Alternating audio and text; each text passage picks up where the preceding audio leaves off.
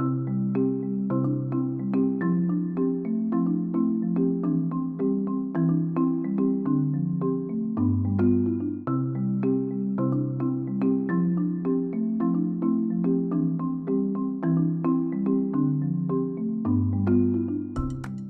story that I want to tell today is really about how water is, in most cases, is the medium through which we will feel both the negative impacts of climate change, but I think a lot of people understand that. But I think what's even more important is it's also the medium of positive change. It's the medium in which we will actually see the most useful kinds of impacts. And if I can cut to the chase, it's an idea that deploying, and in some cases developing, resilient water management at the policy and at the practice level, that is actually how we will cope in most cases with climate change. There's a great podcast that comes from the New York Times, 5 days a week. It's called The Daily, and there was, in January, there was an amazing episode. She was talking about the state of the debate or discussion, depending which side of it I guess you're on, in Australia about the wildfires that were at the most intense period at that point. I love the quote from that podcast. We have two different narratives about what's happening. On one side, this is a natural disaster, like others that we faced. On the other, this is the start of something profoundly new and different. And that latter point that I think is what most of us sense is happening, that there are really strange, often upsetting and really troubling things. This is a photograph from an accompanying story. This woman had a kangaroo recovery center that she was running and was completely devastated. She was able to get out just in the nick of time, and she had all these young joeys that were now camped out in her living room. And stories like that, they lead us to think that this is really a time of kind of climate apocalypse. Certainly that's echoed in a lot of the youth movements that I like to think of as climate impatience movements, things like the Extinction Rebellion or some of the statements by Greta Thunberg. We see really fundamentally new climate shifted extreme events. Zambia is in the early stages of famine right now, which is pretty unusual for Zambia. It's a country that by most standards is doing pretty well. We've had really extreme events like Typhoon Haiyan that hit the Philippines, the super typhoon. Still in East Asia, people use that as the reference standard that this is something that is a signal of stranger things to come. And we also are hearing that some of the sources that we have depended on in the past, like the IPCC, they've been pivoting towards adaptation, and there are mixed insights, results that we're hearing in terms of how effective that's been. They're delayed. It's hard to see if they really will be able to provide the kind of extra insight that we need. And I like to provide a counter-narrative. I get interviewed pretty regularly. My strong sense is that actually a lot of the journalists, probably the overwhelming number of academics that I interact with, they don't understand in the same way that we do in AGWA about the kind of new paradigm that's coming forward. That it's hard to give up this story about non-stationary environmental, stationary environmental change becoming non-stationary. And that also means it's hard to tell a story of progress. We can talk about impacts, but not adaptation very well. And on a more personal level, I think many of us are experiencing a very strong sense of climate grief. That's an emotional process that we need to be able to go to in order to help be able to understand the new conditions and define what effective action looks like in those new conditions. And I actually make a distinction between resilience and sustainability. I think sustainability is something that is very clearly bounded. Sustainability is for, maybe we should think of it as like a balance point that we hold for a short period of time. Whereas resilience is something that we might have multiple sustainability points. We might need to actually change what sustainability looks like over time. And especially given the uncertainties around climate change, I think that's a really critical challenge for us. And we have good examples of it, but they're mostly just not being told, or they're not seen as part of a larger pattern. And this gap that I pointed in the last slide with the IPCC, it's a more general gap. I think there's a sense that our experts are not necessarily providing the kind of expert knowledge that we need, or when they do, maybe we don't even know how to interpret what they're saying. I think that there are strong signposts of progress. I actually used to feel very depressed about climate change 6-7 years ago, but I feel that there's a lot that's happening. And this idea of resilience in opposition to sustainability, we've learned a huge amount around that. The Global Resilience Partnership, headquartered there in London, has a great insight on the modes of adaptation. They talk about persistence, adaptation, and transformation. Persistence is where most of us are right now, how we recover and go back to where we were before. Adaptation is how we track change through time, and in a few places we already are facing it. The forests in Australia are not going to come back anything like they did before. The Amazon that's burning is most likely to come back as savanna, not as tropical like forest. These are fundamental changes. They're not impacts that we can, for the most part, do much about. They are the major climate ecological shifts that we've seen throughout Earth's history, and we just happen to be living through one of those periods. The huge insight, starting maybe around 12 years ago, is that the water cycle is the main force of climate change, and then uncertainty around how that cycle will shift in the future is actually the biggest threat that we actually face. It's not individual impacts, it's really the difficulty around planning, around long-term thinking, and the reason that we have this crisis in how we define long-term thinking and how we think about sustainability, I think is well referenced by the Roman god of Janus. He was the god of decisions, war and peace, journeys in time. He was a very interesting god. He was one of the primordial gods, and he had two faces. He had one face that could see the path that he just come, but he had another forward-looking face that could see where he was going. Right now, our work is such that we only are using the backward-looking face. That's the only way we do planning, really. We need to make Janus actually the god of climate change, of climate adaptation, of resilience. We need to use that forward-looking face right now. And a lot of major institutions have started to recognize this. The World Bank in 2015, for instance, for the Global Water Practice, issued a remarkable document that talks about how the past has only limited guidance for us right now. And that the models that we have tended to use to think about the future are often, in effect, pacifying us. They're not actually giving us the real answers that we need. Water has a special set of opportunities. Water is the medium of whole economies. Our economies, in effect, float. There's so much water that's built into them. And it's really been that way for millennia, certainly back to the ancient Egyptians, in ancient South Asia, and ancient East Asia. But we also have a more technical opportunity. And that comes from a kind of unity in how we do most of our water resources planning.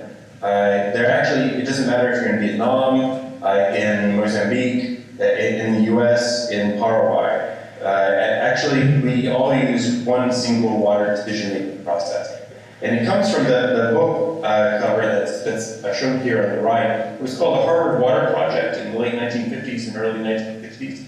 Nobody knows about it. It's a kind of lost piece of history. But this small group of individuals, there's about 10 of them, they put together a single optimization methodology for how you design water resources projects. And they explicitly said, we know that the climate changes, but it makes the math much more complicated if we if we include climate change, so we're going to lose it. And the whole, as a result, the math that it made work was it made you be able to optimize from an economic perspective your water projects in a very fine way. It also meant that you were only designing for one climate. That's what that highlighted phrase there means.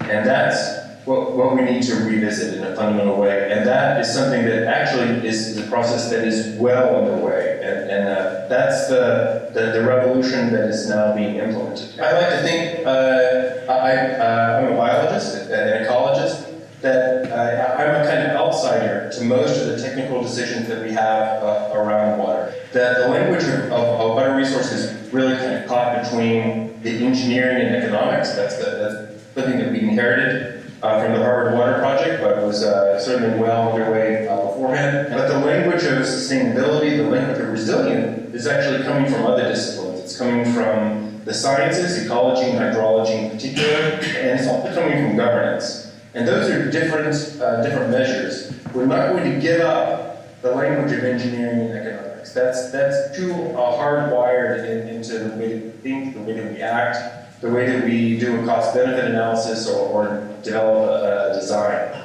But our challenge right now is how we take the insights from these other disciplines and we actually translate them into the terms of engineering and economics. I've alluded a little bit to the idea of uncertainty. Uncertainty is a word that scientists love to use and decision makers hate to hear. The burden of uncertainty falls on uneven. One of the things that we've learned to do is actually to talk much less about uncertainty. We talk about confidence.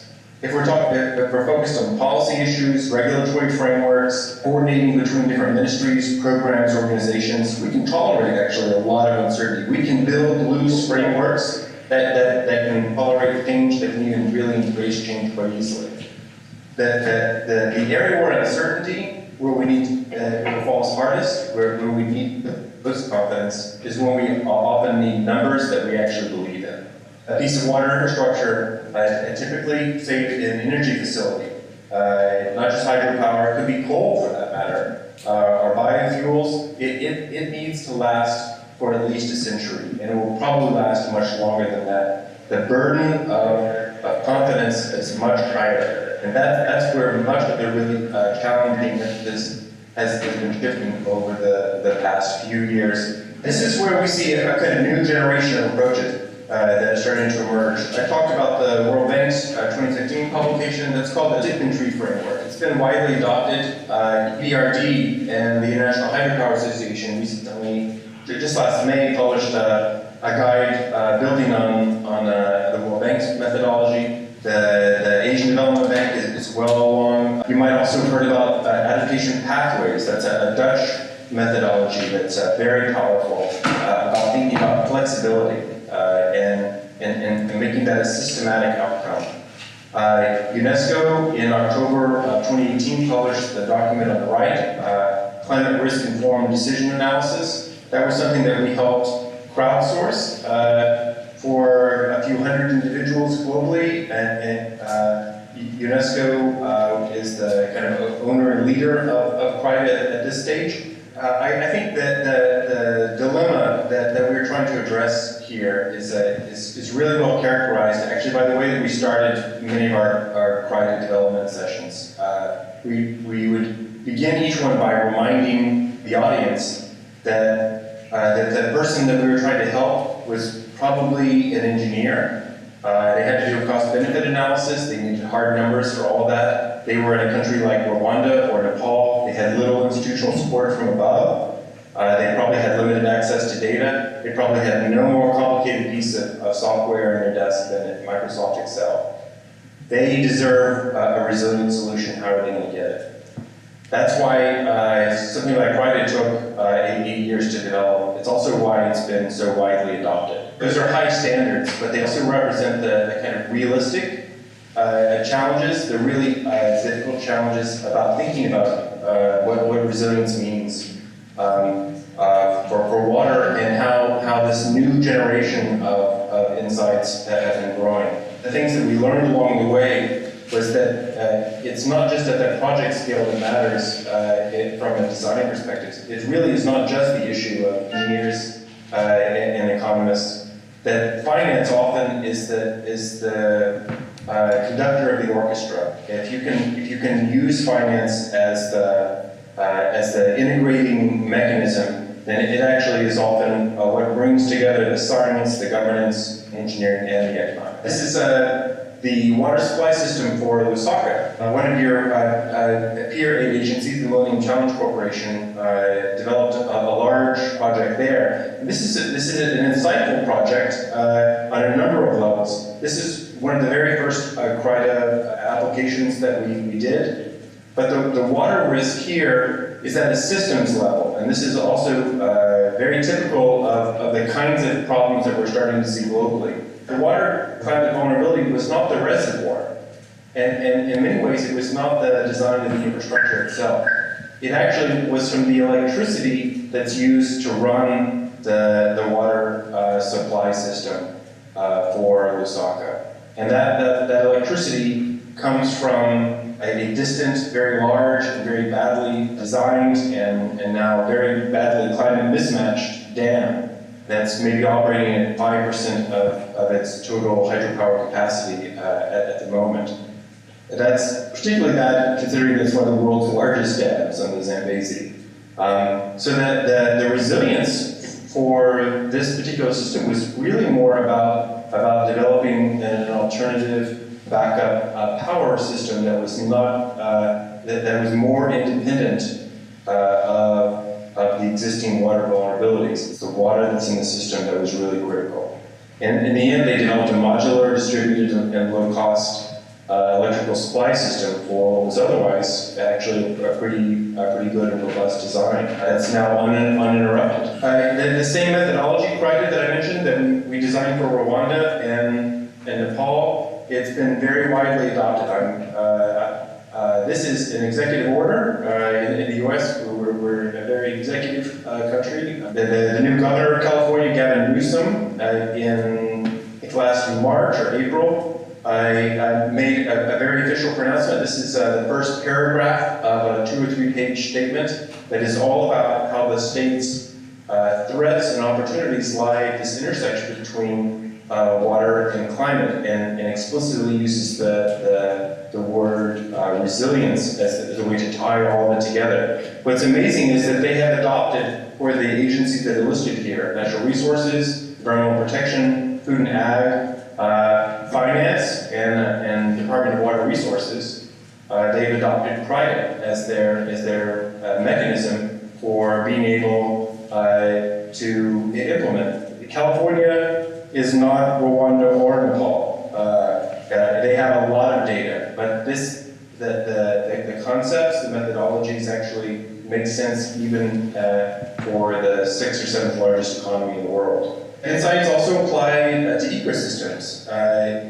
CONAGUA, the Mexican National Water Commission, has applied the same framework with the Inter-American Development Bank, particularly through WWF Mexico, in partnership with the Mexican National Water Commission, in 300 basins, looking at ecological performance limits in the context of climate change, and using that as a way to actually coordinate a lot of the human use for all those basins, so that in effect, they don't pass hard ecological limits. They can try to avoid some of the kind of transformation issues, or at least put them off that, say, Australia is going through at the moment. One of the big insights that I think that we've been gathering over the past few years is that as we start to define in a more systematic and more clear way what resilience looks like, what we should be measuring, how it needs to inform our decisions, is that we will see clear distinctions between a particular context, between a decision that we would have made in the past and a different approach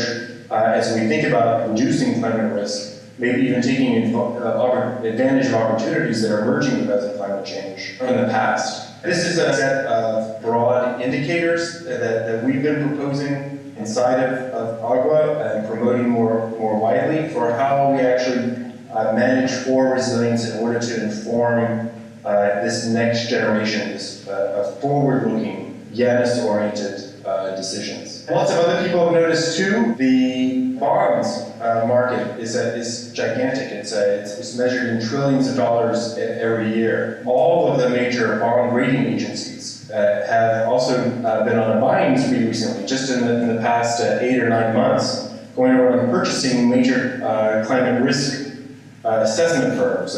I'm happy to report that AGWA has not yet been approached by any other for purchasing us. But Moody's, for instance, last summer bought 427, a big California firm. And why are they doing that? They've actually been tracking climate change issues for a long time, but they kept it in a separate organization. They kept it in the feel-good section, the ESG people. These are the very nice people. They're very outward-looking. They report to investors and shareholders who are concerned about sustainability. But when Moody's bought 427, what they were showing was actually climate change is not a feel-good issue. It's a core economic risk and threat that we have to address when we're looking at the essential rating of each one of these bonds. For water, that's critical because most water investments, the big ones globally, and it doesn't really matter what country you're in, are funded through bonds. There's been some really advanced thinking that's been going on for a while. Some of your colleagues from across town, CDP, the Climate Bonds Initiative in Boston, a series in DC, the WRI, World Resources Institute, and partnership with AGWA developed, starting in 2016, a bond resilience, water resilience criteria. These criteria have actually been used to certify over 9 billion US in water resilience bonds over 6 continents. This is not just something for the most developed world. There are some remarkable stories. San Francisco, near me, has issued 1.4 billion US in certified bonds. But Nigeria, Lagos, has issued, Cape Town, China. These are massive, growing middle-income countries that are starting to think very hard about what water resilience means and how to really implement these. And this is a fairly straightforward checklist that communicates expectations to the issuer and also communicates risk and opportunity to the investor. Is there an opportunity here in the larger climate negotiations to think about a resilience COP? And again, there have been some very interesting signposts over the course of this year. In a few weeks, I'll be there in London for the Water Climate Summit, hosted by WaterAid and the Prince of Wales. The Global Commission Center on Adaptation are holding a major water event as well, in conjunction with their major launch in October. And the UNFCCC itself, one of the big unreported stories here is the UNFCCC itself is going through a major institutional change. A lot of sections are losing staff, other sections are gaining staff. The main shift has really been around capacity building, around implementation support. I'd like to just end with this quote from Alan Turing. We can only see a short distance ahead, but we can see plenty there that needs to be done.